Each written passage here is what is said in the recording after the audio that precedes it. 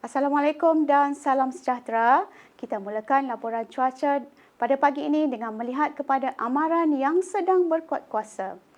Baiklah, Met Malaysia telah mengemas kini amaran angin kencang dan laut bergelora kategori kedua di kawasan perkapalan Phuket dan kategori pertama di kawasan Selat Melaka Utara, Condor, Reef North dan juga Palawan sehingga 8 Julai 2026. Bagi kesemua kategori amaran ini, ketinggian ombak boleh mencapai sehingga 4.5 meter dan keadaan laut adalah berbahaya kepada bot-bot kecil serta aktiviti sukan dan rekreasi laut. Baiklah, kita beralih pula kepada gema radar imej semasa di mana pada ketika ini dapat dilihat cuaca adalah cerah di hampir kesemua negeri di Semenanjung dan cuaca hujan yang kini sedang berlaku di kawasan pantai melibatkan negeri Terengganu dan juga Pahang dijangka akan beransur reda sedikit masa lagi.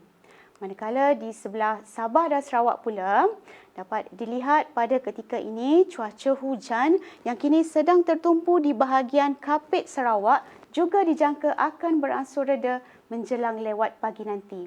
Manakala di Sabah pula tiada hujan yang dicerap pada ketika ini.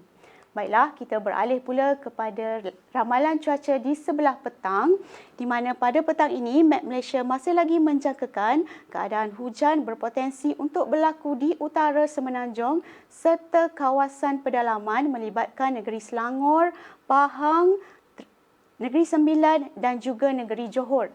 Manakala di sebelah Sabah dan Sarawak pula, Met Malaysia menjangkakan cuaca hujan masih lagi berpotensi untuk berlaku di utara dan pedalaman negeri Sarawak serta melibatkan hampir kesemua bahagian di negeri Sabah.